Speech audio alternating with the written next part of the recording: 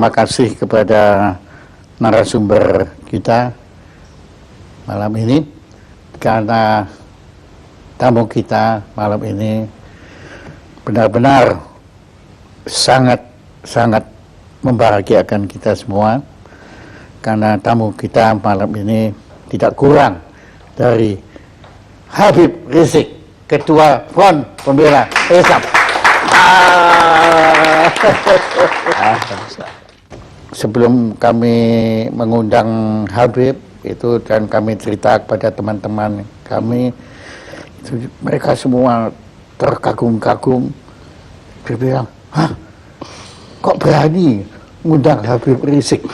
Ya kok berani, nggak takut? Saya bilang, saya ngaku, sebetulnya takut juga. Tapi setelah berjumpa waktu itu, kira-kira sebulan yang lalu, ternyata ketakutan kami itu tidak beralasan, karena ketakutan kami kepada Front Pembela Islam itu, apalagi ketuanya, itu didasari oleh pemberitaan-pemberitaan media massa. Dan justru kami mohon pencerahan dari Habib. Kenapa kok sampai kita ini begitu ngeri, begitu takut? Jadi saya melihat memang, saya tidak katakan semua media, tapi banyak media-media yang tidak memberitakan Front Pembela Islam apa adanya. Jadi mereka hanya memberitakan ya sesuai dengan keinginan mereka. Saya berikan contoh. Bagaimana laskar-laskar FPI pada tahun 2004 ketika terjadi tsunami di Aceh, itu ada 1.300 laskar turun ke Aceh, bekerja di sana selama 4 bulan, itu mengevakuasi tidak kurang dari 100.000 mayat. 100.000 mayat. Itu satu pun media tidak ada memberitakan. Nah, kemudian begitu juga bagaimana kerjasama FPI umpamanya dengan Kementerian Sosial di dalam program bedah kampung. Jadi ada satu program bedah kampung yang dilakukan oleh Kementerian Sosial yang FPI diajak untuk bekerja sama. Dan kita buat MOU resmi. Bagaimana perumahan-perumahan perumahan rakyat miskin yang memang tidak layak huni di Jakarta maupun di luar Jakarta, bersama-sama dengan Kementerian Sosial kita turun, kita melakukan bedah kampung. Nah, ini juga kan tidak pernah masuk pemberitaan. Iya, saya nggak pernah tahu. Begitu juga kerjasama FPI dengan Kementerian Agama RI. Bagaimana kami turun di lokasi-lokasi yang banyak dihuni oleh warga Ahmadiyah, untuk kami melakukan pembinaan. Bukan kekerasan. Bukan kekerasan. Saya kasih contoh satu di Tenjo Waringin, perbatasan antara Garut dengan Tasik. Di sana kami melakukan pembinaan dari tahun 2009. Sampai hari ini sudah lebih dari 800 warga Ahmadiyah kembali kepada Islam. Nah, hal-hal semacam ini tidak ada yang dimuat oleh media. Jadi manakala ada suatu kejadian yang kebetulan katakanlah terjadi tindak kekerasan, nah kadang-kadang itu yang di blow up oleh media tanpa memberitakan tentang akar persoalannya. Nah, saya kasih contoh satu kejadian di tahun 2001. Itu ada kejadian di kota Jakarta ini, ada satu tempat pembinaan olahraga biliar yang dikelola oleh KONI pusat, tapi ternyata disalahgunakan oleh kelompok-kelompok masyarakat tertentu untuk ajang perjudian, penyebaran ekstasi, dan ajang prostitusi. Nah, kita sudah melakukan berbagai macam pendekatan ke KONI, ke Pemda DKI, laporkan ke polisi, sampai 2 tahun itu tidak ada tindakan, sementara masyarakat setempat sudah resah. Nah, ketika terjadi clash antara pengelola daripada kemaksiatan tadi dengan laskar FPI, akhirnya terjadi pengerusakan, dan itu sudah diadili. Laskar FPI yang melakukan pengerusakan pun sudah ditangkap, sudah diadili, sudah dipenjara. Tapi akhirnya tempat olahraga itu pun sampai saat ini tidak dijadikan tempat maksiat lagi. Jadi sampai di bendera berarti memang FPI ini tidak membenarkan kekerasan. Ya, kita tidak membenarkan kekerasan. Artinya kalau memang ada laskar kita yang bersalah, kita serahkan ke polisi, silakan diproses, silakan diadili, silakan dipenjara. Cuman yang memprihatinkannya Pak Jaya, peristiwa tersebut kan terjadi 2001. Sebetulnya kan sudah clear, sudah masuk pengadilan. Tapi beberapa stasiun televisi sampai hari ini diulang-ulang terus itu pengurusan. Jadi seolah-olah yang ada di benak bangsa Indonesia ya itulah KJP setiap hari. Ya. Dari segala pemberitaan yang sepihak itu, ya timbul juga kesan bahwa FPI ini sama sekali tidak punya toleransi beragama. Ya, itu kesannya. Ya. Nah, kemudian saya agak heran karena waktu saya berkunjung ke kediaman Habib, ternyata rumahnya Habib di sebelah gereja. Dan saya dengar pendetanya sendiri yang ngomong waktu itu bahwa gereja itu dilindungi oleh Habib. Betul itu. Ya, jadi memang di Petamburan tempat saya tinggal ini ada beberapa gereja. Ada gereja Bethel dari kalangan Protestan, ada gereja Salvator dari kalangan Katolik, ada gereja Lemuel, ada gereja juga Immanuel, ada gereja juga HKBP. Nah, kelima gereja ini di Petamburan sampai hari ini semua bisa melakukan segala kegiatan ibadahnya dengan tenang tanpa ada gangguan sedikit pun dari masyarakat. Karena memang kelima gereja ini tidak pernah buat masalah dengan masyarakat. Artinya gereja-gereja mereka dibangun pertama dengan izin. Yang kedua, kegiatan-kegiatan mereka itu murni ibadah, bukan untuk mengganggu daripada ketenangan masyarakat. Sehingga sudah sekian puluh tahun, mereka sampai hari ini tidak pernah ada gangguan apapun. Nah, karena itu hubungan saya secara pribadi maupun FPI yang memang markasnya ada di Petamburan, dengan para pendeta tadi, hubungan kita cukup baik. Mereka suka datang ke kita suka dialog. Kemudian kalau mereka punya masalah juga mereka sampaikan ke kita, apa yang bisa kita bantu mereka. Bahkan kalau lagi ada datang musim banjir, nah ini kan Petamburan ini kan rawan banjir, itu kita kerjasama. Kalau nggak salah secara pribadi, Habib kan dulu sekolahnya juga sekolah betul Katolik.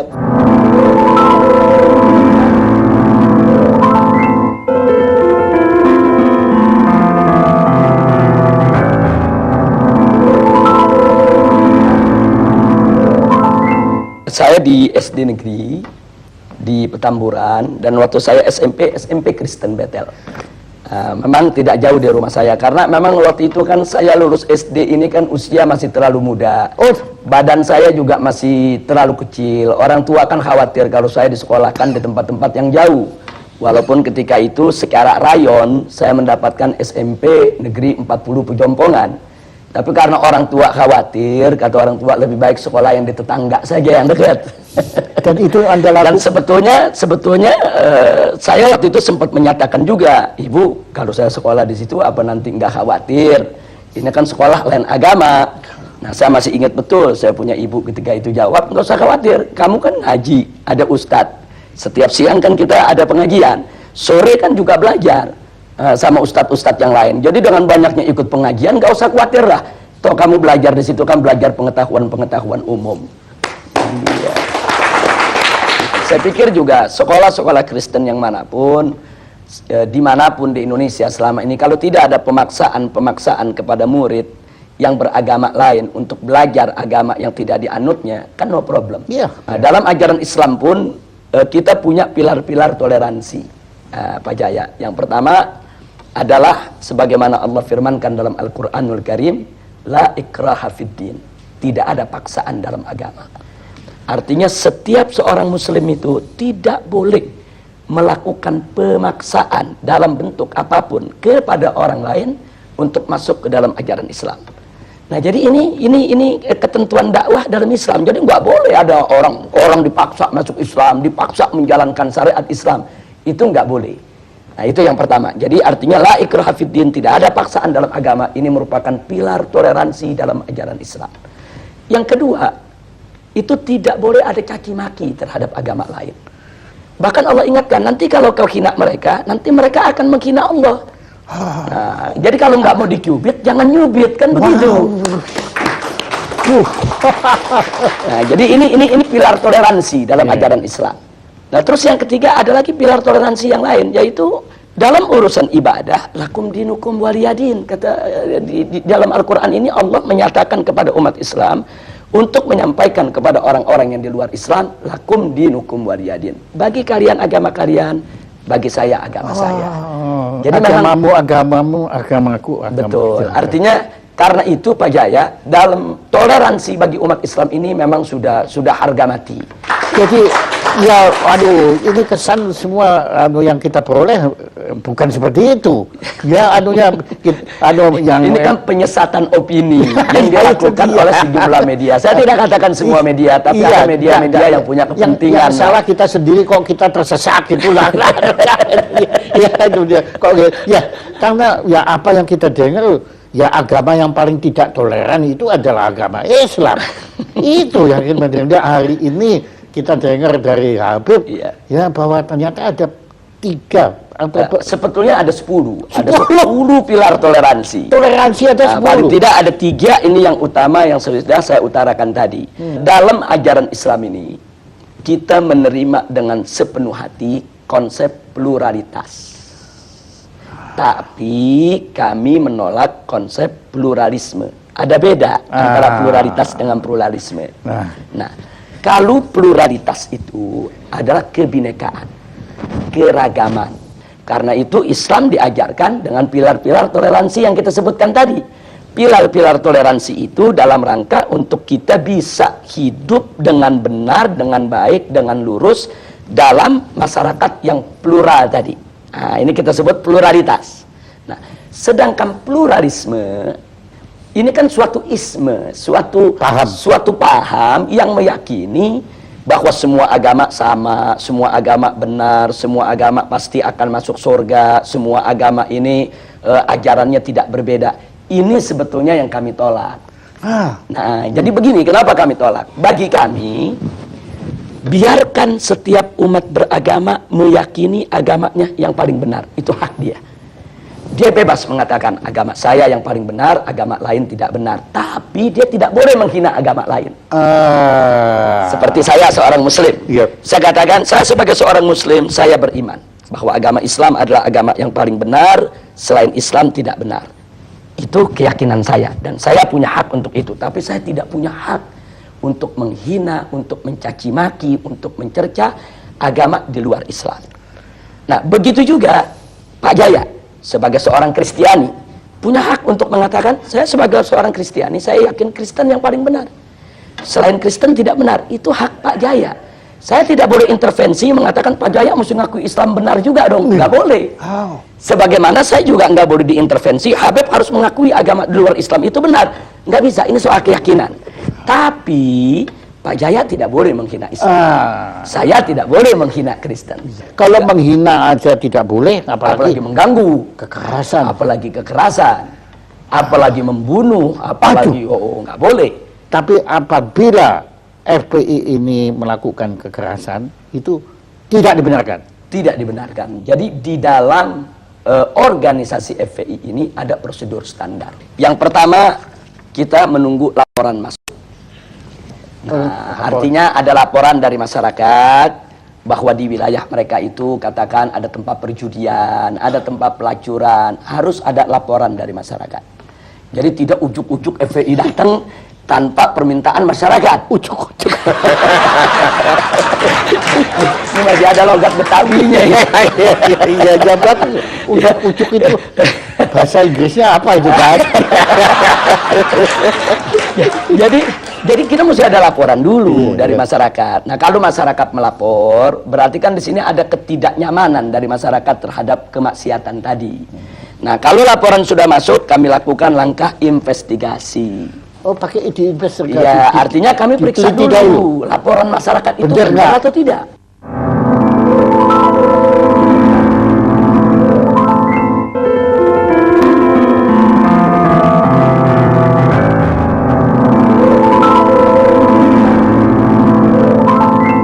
Kita himpun data, apa itu dengan film, apa dengan foto, kita himpun data. Jadi betul-betul terbukti kalau di sana memang sesuai dengan laporan masyarakat tadi. Iya, jadi makin tidak ujuk-ujuk gitu. Betul. Nah, kemudian setelah itu masih ada langkah ketiga. Setelah data terkumpul, Kami lakukan pemetaan wilayah. Oh, Nah, maksudnya pemetaan wilayah begini. Kalau mayoritas masyarakat di wilayah tersebut setuju dengan tempat maksiat tadi, mungkin ada anaknya yang bekerja di sana, mungkin ada warganya yang jadi tukang parkir di sana. itu diperhitungkan. Kita itu namanya pemetaan wilayah. Nah, andai kata masyarakat di sana masih mendukung tempat maksiat tadi, maka kami sebut wilayah dakwah. Kami harus kirim ustadz, kirim guru, kirim pendai, pendakwah untuk menyadarkan masyarakat kalau maksiat itu berbahaya bagi kehidupan mereka. Itu bisa setahun, bisa 2 tahun, bisa 3 tahun, bisa 5 tahun. Kesadaran masyarakat ini Dan kan, itu pernah terjadi. dan memang sering, bukan pernah, sering terjadi. Makanya ada sejumlah tempat maksiat sampai hari ini tidak disentuh oleh FPI. Nah, orang yang tidak paham, mereka pikir, oh ini nyetor sama FPI. Kan begitu. Iya, tapi saya mau tanya nggak sampai hati. Bebas saja untuk ditanya. Ujuk-ujuk tanya. Jadi maksudnya kalau tempat tersebut, kalau warganya masih mendukung, kemudian kita melakukan satu aksi fisik lah katakan, itu kan akan jadi konflik horizontal antara FPI dengan masyarakat, Pak Jaya. Dan itu Dan dihindari. itu tidak boleh. Kalau setelah kami investigasi, ternyata masyarakat mayoritas memang nggak suka dengan maksiat tadi. Cuma mereka tidak tahu jalan bagaimana cara menutupnya. Mereka sudah lapor ke RT, ke RW, ke lurah, tapi tidak membuahkan hasil. Nah, ini kami sebut wilayah hisbah. Artinya dukungan masyarakat kan kita sudah dapat. Nah, tinggal bagaimana menuntun masyarakat tadi untuk menutup tempat maksiat tadi. Bagaimana cara kami tuntun? Kami bawa mereka ke tingkat yang lebih tinggi. Kami bawa ke camat, kami bawa ke gubernur, kami bawa ke DPRD untuk dialog. Kami ajak mereka untuk mendemo secara damai, kirim surat, kumpulkan tanda tangan masyarakat yang minta itu ditutup. Nah, manakala aparat sudah turun, tutup, karena tekanan masyarakat begitu kuat, tugas FPI selesai. Makanya saya pernah dengar Habib bilang kalau tidak ada maksiat, kan bilang Iya. diminta FPI Bubar. membubarkan diri, dibubarkan. Iya. Habib bilang apa waktu Ya, itu? jadi kalau maksiat itu sudah tidak ada di Republik ini, pemerintah menegakkan hukum secara benar, FPI bubar sendiri. Saya kasih contoh. Sekarang yang namanya judi kan ada undang-undang yang melarang. Iya, iya. Yang namanya pelacuran kan ada undang-undang yang melarang. Iya. Yang namanya minuman keras kan juga ada aturannya semuanya. Kalau ini semua ditegakkan oleh pemerintah dengan baik, dengan benar, berarti kan pelacuran tidak ada. Berarti kan perjudian tidak ada. Nah, kalau ini dilakukan dengan benar, FPI kehilangan kerjaan, Pak Jaya. Itu kalau kami boleh tahu itu kasusnya apa yang Habib sampai masuk penjara itu? Yang di penjara itu pertama waktu tahun 2003. Oh, yang pertama. Ya, 2003 Ya. itu sebetulnya simpel saja. Saya diundang dialog macam ini di sebuah stasiun televisi. Oh iya. Kita berdebat dengan salah seorang perwira televisi. Nah, kemudian di dalam debat tersebut pihak kepolisian itu mengatakan di Jakarta ini tidak ada tempat judi. Tapi saya mengatakan ada tempat judi, Anda jangan bohong. Saya bawa daftar alamat-alamatnya. Ini loh alamatnya, saya bilang, tempat anu alamat sekian, tempat anu alamat sekian, tempat anu alamat sekian, dan seterusnya. Kesimpulannya, dalam forum itu polisi ini terdesak. Besoknya saya dilaporkan penghinaan terhadap pemerintah. Akhirnya saya masuk penjara 7 bulan. Nah, jadi itu yang jadi persoalan. Makanya kadang-kadang saya sekarang bercanda kalau diundang dialog oleh polisi, ini jangan kalah ngomong ditangkap lagi. Iya. Kalau kita dialog kemudian orang kalah ngomong kita dituntut kan repot, Pak Jaya. Iya, untungnya saya bukan polisi ya. Habib. Itu tahun 2003. Itu pertama. Ya, tapi kalau waktu tahun 2000. Tapi hikmahnya Anda menulis ini ya, Habib, ya. Betul. Nah, adapun pada tahun 2008 itu terkait dengan peristiwa insiden Monas. Nah, karena di insiden Monas itu kan ada kejadian Laskar Islam, itu kesatuan daripada berbagai macam ormas, terjadi bentrok. Ya, itu dengan komponen masyarakat yang ingin memperjuangkan untuk membela atau menolak Kepres pembubaran Ahmadiyah. Sebetulnya itu tidak perlu terjadi, cuman karena ada orasi-orasi dari kelompok mereka ini yang yang provokatif dengan mengatakan Laskar Islam ini dengan kata-kata yang nggak bagus lah, Menghina. tidak layak untuk saya ungkapkan di sini. Yeah. Akhirnya laskar-laskar terprovokasi nyerang mereka. Nah, tapi karena di antara mereka ada FPI yang kena FPI, biangnya kita, yang kena biangnya Pak Jaya. Dan ada yang ujuk-ujuk masuk penjara. Ujung-ujung akhirnya masuk penjara. Pada saat kita ditangkap, polisi pun ditanya, ini Habib Rizik ditangkap pasalnya apa? Oh, nanti pasalnya lagi dicari dulu. Kalau itu pendapat ujuk-ujuk itu. Tapi gak apa-apa, itu semua ada hikmahnya. Anda terima itu dengan... Oh ya, itu resiko perjuangan, kita terima tanpa dendam, dan saya ambil hikmahnya. Tanpa dendam. Tanpa dendam. Nah, alhamdulillah.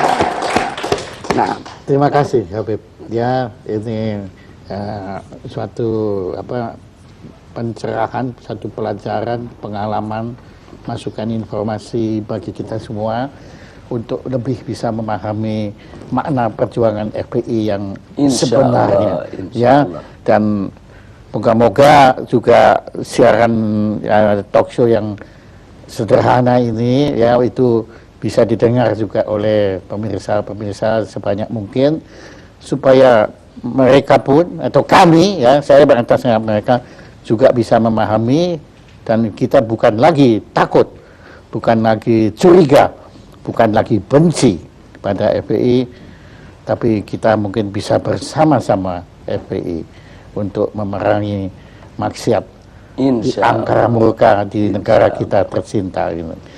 Terima kasih. Saya juga ucapkan terima kasih baik atas nama pribadi maupun atas nama FPI kepada Pak Jaya maupun forum talk show-nya ini yang luar biasa. Kita juga di luar dugaan bisa diundang, bisa diberi kesempatan bicara dengan leluasa, dengan bebas.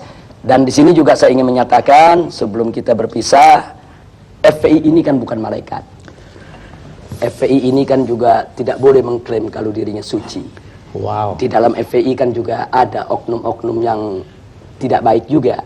Nah, karena itu saya juga minta bantuan masyarakat. Manakala masyarakat mendapatkan ada oknum-oknum FPI yang tidak bagus akhlaknya, tidak bagus moralnya, dan memang melakukan hal-hal yang tidak patut di wilayahnya, tolong laporkan kepada kami. Kami akan ambil tindakan tegas. Bahkan kalau ada cabang-cabang FPI yang coba-coba melakukan suatu kegiatan melanggar daripada prosedur yang saya sebutkan tadi, kita tidak segan-segan. Cabang itu kita bekukan dan kita bubarkan. Nah, jadi kita tidak mengklaim kalau FPI ini tidak punya salah, tidak. Saya pun sebagai pimpinannya mungkin terkadang juga bahkan sering juga melakukan kesalahan. Apa itu kesalahan dalam mengambil keputusan, kesalahan di dalam berucap, kesalahan dalam bertindak. Nah, karena itu mari kita saling menasehati, saling memperingati, saling memperbaiki satu sama lainnya. Sekali lagi terima kasih buat Pak Jaya dan semua. Terima kasih banyak. Alhamdulillah.